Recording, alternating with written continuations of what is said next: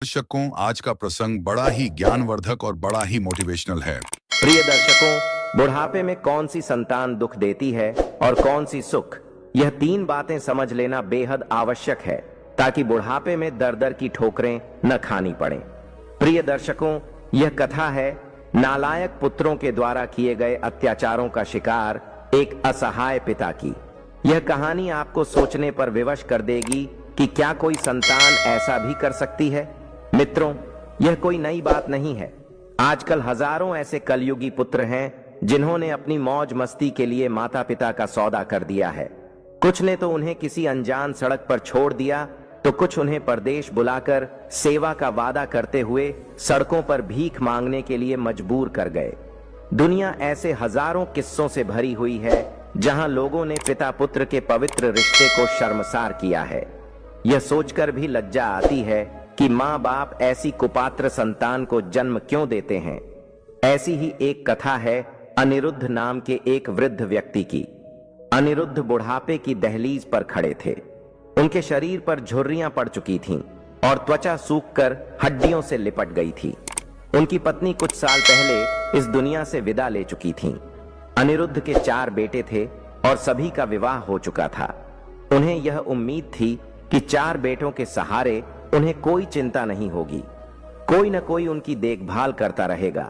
इसी आस में अनिरुद्ध अपने पुत्रों के साथ रह रहे थे, लेकिन बेटों का व्यवहार ऐसा होगा इसकी उन्होंने कल्पना भी नहीं की थी। उनके बेटों ने उनकी खटिया को घर के एक कोने में डाल दिया था। बूढ़े पिता उस खटिया पर बैठे बैठे घर में आते जाते लोगों को देखते रहते थे। घर का कोई सदस्य उनसे सीधे मुंह बात नहीं करता था। जब भी वह अपने भोजन या दवा की बात करते तो हर बार कड़वे शब्दों से जवाब मिलता। बुढ़ापे में लोग क्यों नफरत करने लगते हैं, यह सवाल उनके मन को कचोटता था। लोग डूबते सूरज को नमस्कार करना पसंद नहीं करते। यह भूल जाते हैं कि कुछ समय बाद वही दशा उनकी भी होगी।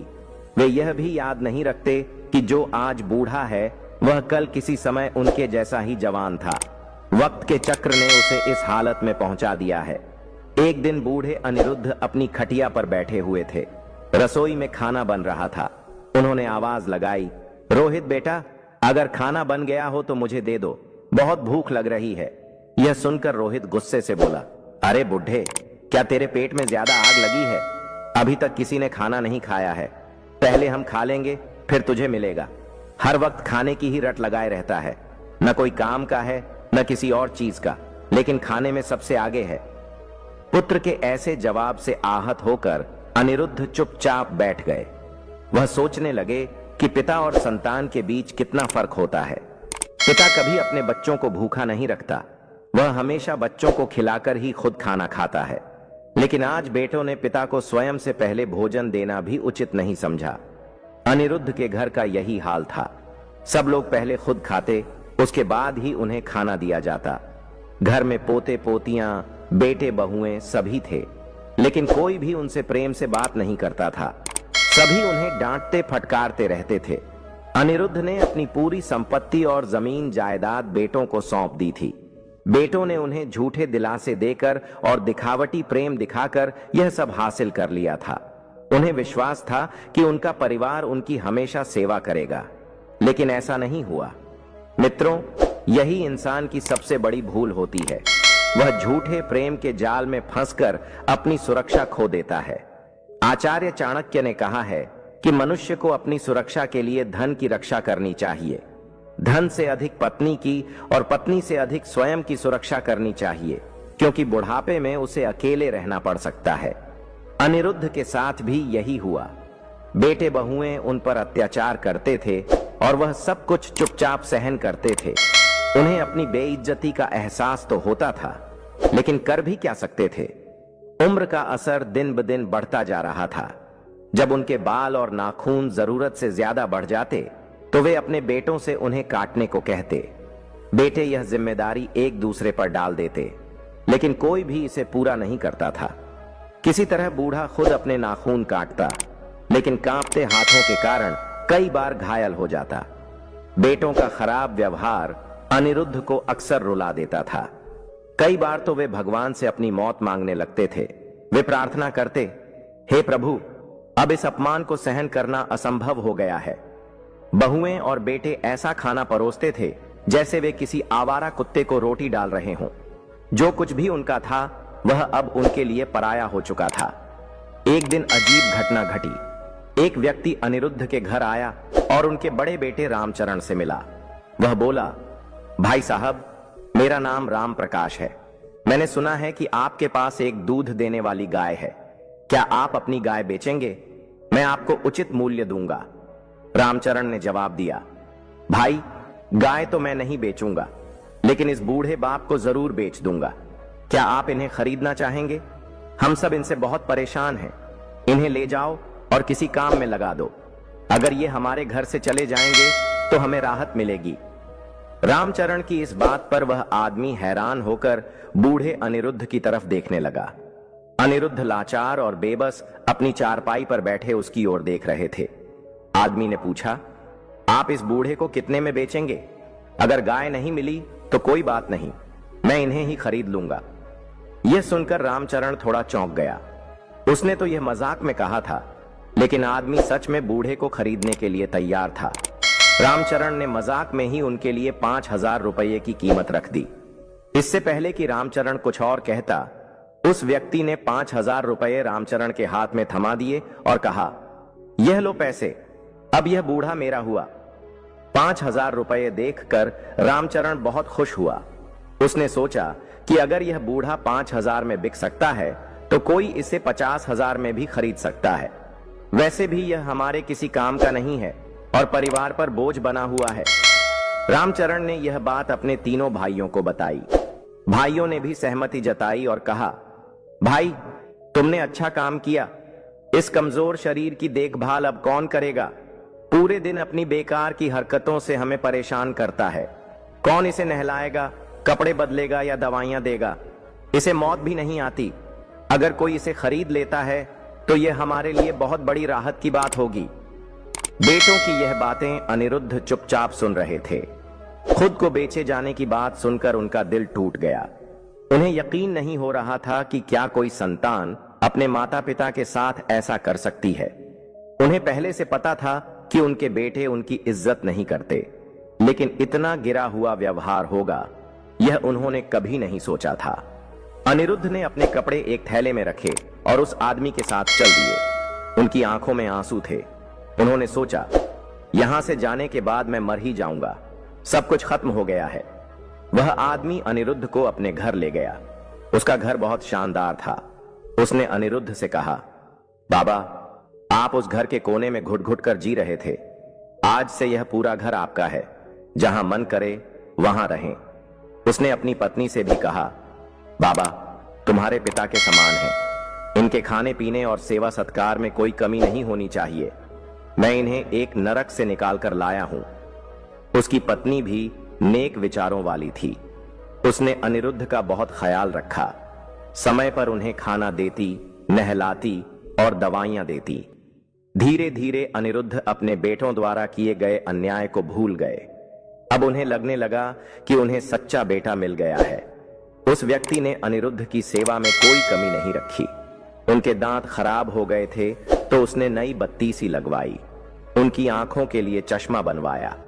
धन्य हैं ऐसे सुपुत्र जो दूसरों के माता पिता की भी अपने माता पिता की तरह देखभाल करते हैं। वृद्ध अनिरुद्ध के दिल में उस नेक दिल इंसान के लिए स्नेह उमड़ने लगा, जैसे उसने दुनिया की सारी खुशियां उनके जीवन में डाल दी हों। वह व्यक्ति जब भी अपने काम से घर लौटता, बूढ़े बाबा के लिए बाजार से कुछ न कुछ खाने की चीज लाता और बड़े प्यार से अपने हाथों से खिलाता। जब वह बाहर जाता तो उनसे पूछकर जाता था कि उन्हें बाजार से क्या चाहिए। बाबा कहते, बेटा, इस घर में लाकर तुमने मुझे सारी खुशियां दी हैं। बुढ़ापे में मुझे और क्या चाहिए? जिस इज्जत के लिए मैं तरसता रहा वह इज्जत तुमने मुझे दी है। मुझे अब और कुछ नहीं चाहिए। फिर भी राम प्रकाश उन्हें कुछ न कुछ लाते रहते, कभी जूते, कभी कपड़े, कभी घड़ी। बाबा उनके इस व्यवहार से बहुत खुश रहते। कभी कभी उनकी आंखों में आंसू भी आ जाते जब वे उनकी सेवा और अपने बेटों का अन्याय याद करते। छुट्टी के दिनों में राम प्रकाश अपने परिवार के साथ बाबा को बाहर घुमाने ले जाते। जो बाबा पहले हर समय मौत की कामना करते थे, अब उनमें जीने की ललक बढ़ गई थी। एक दिन बाबा ने उस व्यक्ति से पूछा, बेटा, जब मेरे बेटे ने तुम्हें मुझे बेचने की बात कही तो तुमने मना क्यों नहीं किया?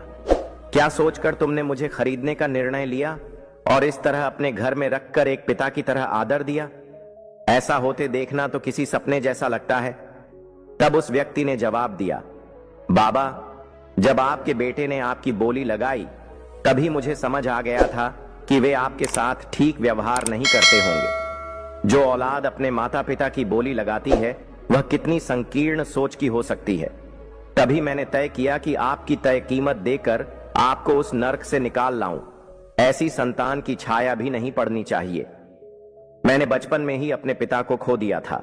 उनके जाने के बाद मैं अकेला हो गया। पिता के बिना औलाद का जीवन कैसा होता है मैं अच्छी तरह समझ चुका हूं। पिता संतान का सुरक्षा कवच होता है। वे अपने जीवन काल में संतान पर दुख नहीं आने देते। पिता के रहते औलाद को खुद को बोझ नहीं समझना पड़ता। मैं नहीं चाहता था कि कोई पिता कलयुगी बेटों के अत्याचार सहते हुए मौत की कामना करे। बेटा पिता का दूसरा जन्म होता है।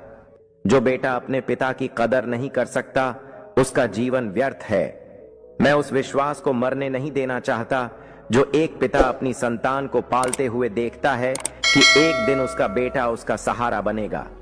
मैं आपका सहारा बनकर उस विश्वास को जीवन भर जीवित रखना चाहता हूं। राम प्रकाश की बातें सुनकर अनिरुद्ध भावुक हो गए। उन्होंने बेटा कहकर उसे गले से लगा लिया और रो पड़े।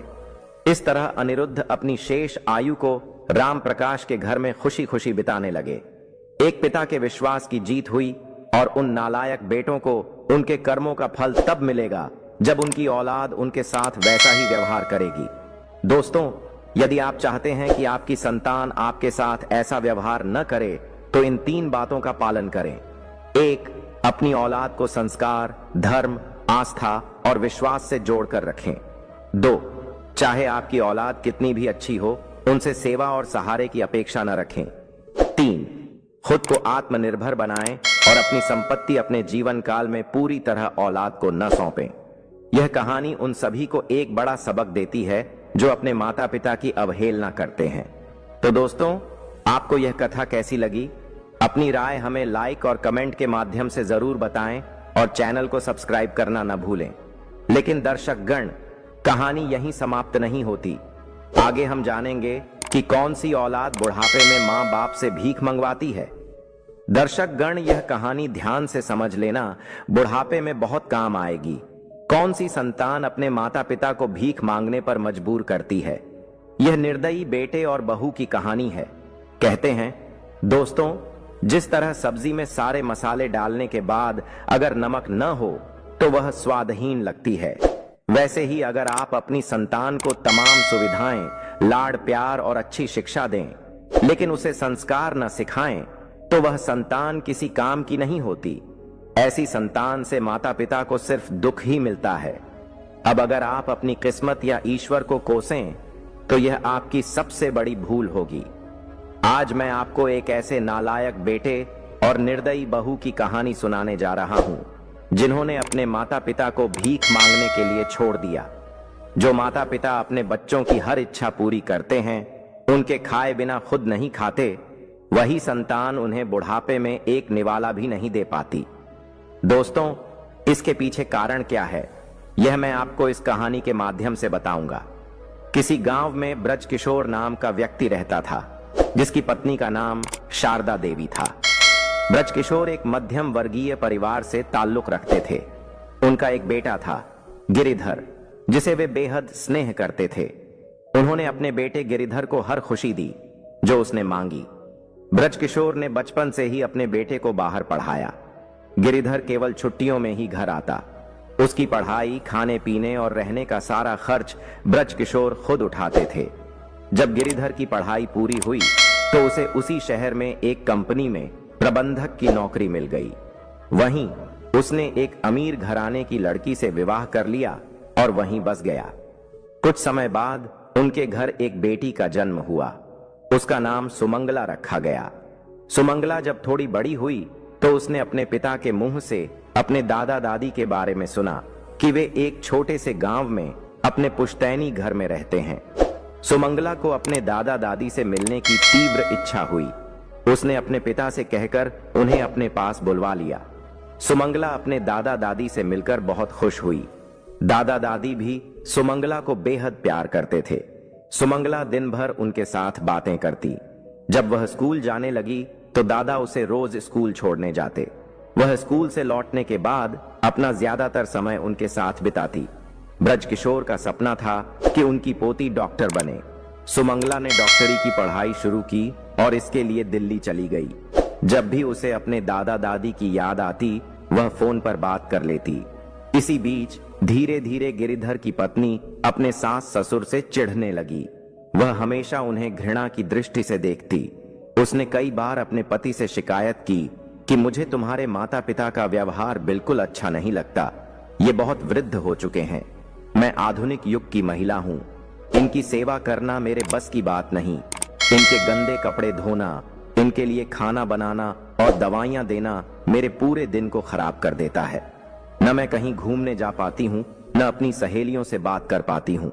मेरा जीवन जैसे नरक बन गया है। अब मुझसे नहीं होगा। तुम्हें मुझे और अपने माता पिता में से किसी एक को चुनना होगा।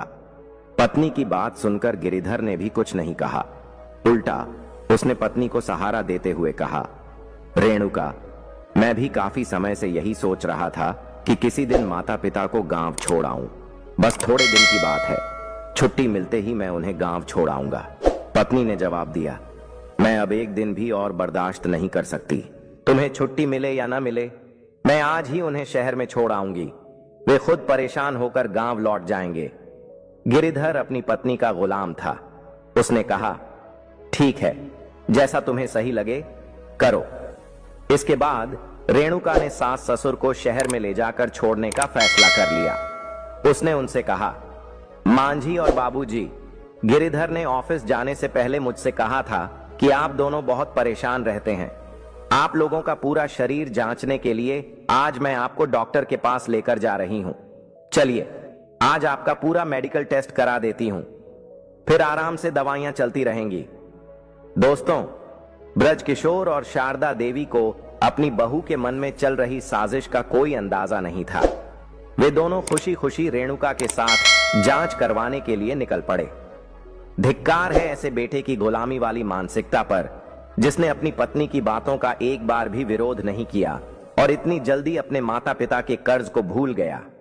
ब्रजकिशोर ने कभी सोचा भी नहीं था कि उनका बेटा, जिसके लिए उन्होंने अपनी हर खुशी त्याग दी, पढ़ाया लिखाया और सफल इंसान बनाया, उनके साथ ऐसा करेगा। ऐसे बेटे सच में धरती पर बोझ हैं। पत्नी तो चलो दूसरे माता पिता की संतान थी, लेकिन गिरिधर तो उनका अपना बेटा था। वह पढ़ लिख कर धन कमाने में तो सफल हो गया, लेकिन रिश्तों की अहमियत का उसे कोई ज्ञान नहीं था। माता पिता के प्रति अपने कर्तव्यों को भी उसने भुला दिया। भौतिक सुख सुविधाओं और वासना की चमक दमक में वह अपने भगवान जैसे माता पिता को भी भूल गया। धिक्कार है ऐसी सफलता पर। इधर रेणुका बहाने बनाकर अपने सास ससुर को जांच करवाने के नाम पर अस्पताल ले गई। वहां उन्हें छोड़कर खुद चली आई। वे बुजुर्ग दंपत्ति सुबह से शाम तक अस्पताल में बैठे रहे। न तो उनका कोई परीक्षण हुआ और न ही रेणुका वापस लौटी। उन्हें यह समझने में देर नहीं लगी कि उनकी बहू ने उन्हें जानबूझकर धोखा दिया है। वे गांव से आए थे और शहर से परिचित नहीं थे, इसलिए 2 दिन तक भूखे प्यासे सड़कों पर भटकते रहे। इधर एक दिन सुमंगला ने अपने दादा दादी से बात करने के लिए फोन मिलाया।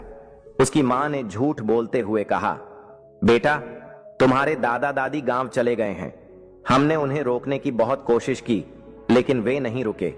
कह रहे थे कि हमें गांव की बहुत याद आती है। उनका यहां मन नहीं लग रहा था। सुमंगला ने पूछा, मां, जब वे गांव गए तो उन्होंने मुझे फोन करके क्यों नहीं बताया? रेणुका ने जवाब दिया, बेटा, उन्होंने इसलिए तुम्हें नहीं बताया क्योंकि वे जानते थे कि तुम उन्हें जाने नहीं दोगी और तुम्हारी पढ़ाई में भी मन नहीं लगेगा। इसलिए उन्होंने तुम्हें बताना सही नहीं समझा। तुम चिंता मत करो, वे हमेशा के लिए गांव थोड़ी गए हैं। जब उनका मन भर जाएगा तो वे वापस आ जाएंगे। तुम अपनी पढ़ाई पर ध्यान दो। तुम्हारे दादा दादी भी चाहते हैं कि तुम खूब मन लगाकर पढ़ाई करो और जल्दी से डॉक्टर बनो। सुमंगला ने अपने दादा दादी के सपने को पूरा करने के लिए अपनी पढ़ाई में और भी अधिक मेहनत की। धीरे धीरे 6 महीने बीत गए। उसका कोर्स पूरा हो चुका था और उसे डॉक्टरी की डिग्री मिल गई थी।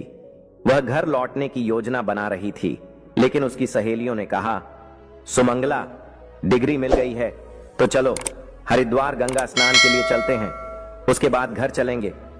सुमंगला ने सहेलियों के सुझाव पर सहमति दे दी। हरिद्वार पहुंचकर उसने अपने दोस्तों के साथ गंगा स्नान किया। स्नान के बाद सभी दोस्त अपने अपने घर लौट गए। सुमंगला भी अपने घर जाने के लिए तैयार हो रही थी। तभी उसने मंदिर की सीढ़ियों पर बैठे एक बुजुर्ग जोड़े को देखा। दूर से ऐसा लगा जैसे वे उसके दादा दादी हों। पहले तो उसने सोचा कि यह संभव नहीं है, क्योंकि उसके दादा दादी तो गांव में हैं। लेकिन उसका मन नहीं माना। उसने सोचा, एक बार जाकर देख लेती हूं, भले ही कोई और हो, मेरी शंका तो दूर हो जाएगी। सुमंगला जब उनके पास पहुंची तो उसने देखा कि वे उसके दादा दादी ही हैं, फटे पुराने कपड़ों में लोगों के सामने भीख मांगते हुए। उसे अपनी आंखों पर विश्वास नहीं हुआ। दादा दादी ने भी उसे पहचान लिया। वे रोते हुए उससे लिपट गए और बार बार कहने लगे, मेरी बच्ची, मेरी बच्ची। दादा दादी की यह हालत देखकर सुमंगला भी रो पड़ी। उनके कपड़ों से दुर्गंध आ रही थी। उनके शरीर पर मैल जमी हुई थी। न जाने कितने दिनों से उन्होंने स्नान नहीं किया था। भूख और प्यास से वे बेहद कमजोर हो चुके थे। उनके हाथ पैर कांप रहे थे। सुमंगला ने रोते हुए पूछा, दादा दादी, माँ और पिताजी ने मुझे बताया था कि आप गांव में हैं, फिर यहां कैसे आ गए? दादा ने भरे गले से कहा, बेटी, जो दिन हमने कभी सपने में भी नहीं सोचा था, वह हमारी बहू और बेटे ने हमें दिखा दिया। शायद हमने उन्हें पाल पोस कर बहुत बड़ा पाप किया। उसी पाप का फल हम आज भुगत रहे हैं। सुमंगला ने कहा, दादाजी, उन्होंने तुम्हारे साथ क्या किया? मुझे सब बताइए। तब सुमंगला के दादा दादी ने पूरी घटना विस्तार से बता दी। बोले, बेटा, एक दिन तुम्हारी मां हमें जांच कराने के नाम पर अपने साथ ले गई और फिर वहीं छोड़कर चली गई। हम कई दिनों तक अनजान सड़कों पर भूखे प्यासे भटकते रहे। हमारे बेटे ने भी हमें ढूंढने का प्रयास नहीं किया। एक दिन कुछ लोग मिले जो हरिद्वार जा रहे थे।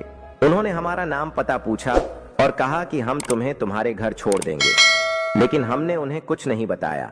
हमने सोचा, जिस बहू बेटे ने हमें घर से निकाल दिया, अब उनके घर जाकर क्या करेंगे? हमने उनसे कहा कि हमारा कोई नहीं है। फिर वे हमें हरिद्वार ले आए। उन्होंने कहा कि यहाँ भोजन पानी का भंडारा होता है और कोई वृद्धाश्रम वाला हमें ले जाएगा। तब से हम यहीं हैं। कोई हमें पैसे दे देता है तो उससे दवाई खरीद लेते हैं। सुमंगला अपने माता पिता की इस करतूत को सुनकर क्रोध से भर उठी। उसे अपने माँ बाप से घृणा होने लगी। उसने अपने दादा दादी को नहलाया, साफ कपड़े पहनाए और कहा, अब आप दोनों मेरे साथ घर चलिए।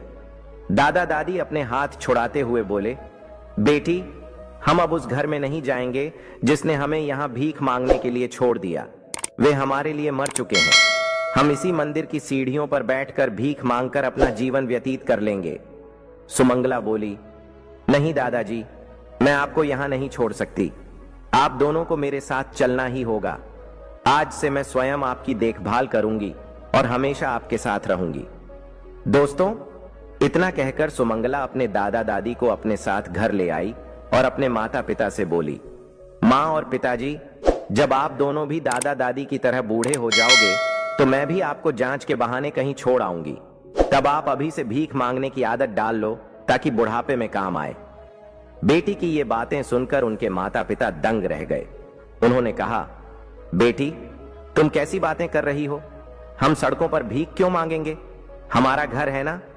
सुमंगला ने जवाब दिया, पिताजी, यह घर तो दादा दादी का भी था। फिर उन्हें घर से क्यों निकाल दिया? जिन्होंने आपको पाल पोस कर बड़ा किया और इस योग्य बनाया, आपने उन्हें 2 वक्त की रोटी तक नहीं दी और उन्हें मजबूर किया कि वे किसी मंदिर की सीढ़ियों पर बैठकर भीख मांगे। आप यह क्यों भूल रहे हैं कि जैसा बोओगे वैसा ही काटोगे? आपने मुझसे झूठ बोला कि दादा दादी गांव चले गए हैं, जबकि आपने उन्हें अनजान शहर में मरने के लिए छोड़ दिया। आप दोनों पापी हो और पापियों के साथ मैं एक पल भी नहीं रह सकती। सुमंगला ने कहा, आपको अकेले रहना अच्छा लगता है तो रहिए अकेले, मैं भी आपको छोड़कर जा रही हूं। दोस्तों, माता पिता गिड़गिड़ाते रहे, बेटी हमारी बात सुनो, हमें माफ कर दो। लेकिन सुमंगला ने उनकी एक भी नहीं सुनी।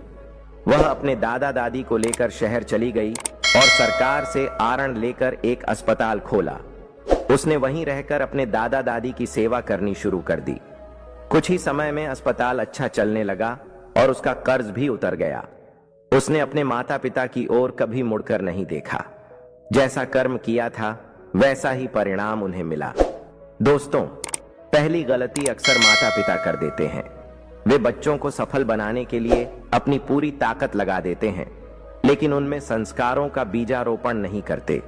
बचपन से ही बच्चों को अपने आप से दूर रखते हैं, जिससे बच्चों के मन में माता पिता के लिए स्नेह समाप्त हो जाता है। बाहर रहने से वे बाहरी दुनिया के ही हो जाते हैं। कहते हैं कि स्नेह तो तभी होता है जब बचपन से ही परिवार के साथ रहकर उसकी अहमियत समझी जाए। बाहर रहने से बच्चों के मन में परिवार से दूर रहने की आदत बन जाती है। रही सही कसर बहू पूरी कर देती है और माता पिता को उस समय भी अकेला रहना पड़ता है जब उन्हें सबसे ज्यादा सहारे की जरूरत होती है। इसलिए माता पिता को यह ध्यान रखना चाहिए कि वे अपने बच्चों को इतना दूर न रखें कि वे हमेशा के लिए दूर हो जाएं। उन्हें परिवार में रहकर संस्कार और सदाचार सिखाएं। अच्छा इंसान बनने के लिए जितनी शिक्षा जरूरी है उतने ही संस्कार भी आवश्यक हैं। शिक्षा से वे सफल तो बन जाएंगे लेकिन इंसान नहीं बन पाएंगे। तो दोस्तों, आपको यह कथा कैसी लगी? अपनी राय हमें लाइक और कमेंट के माध्यम से जरूर बताएं और चैनल को सब्सक्राइब करना न भूलें। प्रिय दर्शकों, हम आशा करते हैं कि आपको यह कहानी प्रेरणादायक लगी होगी और आप इस कहानी से बहुत कुछ सीखेंगे। तो मिलते हैं आपसे अगली ज्ञान चर्चा में। तब तक के लिए नमस्कार, धन्यवाद।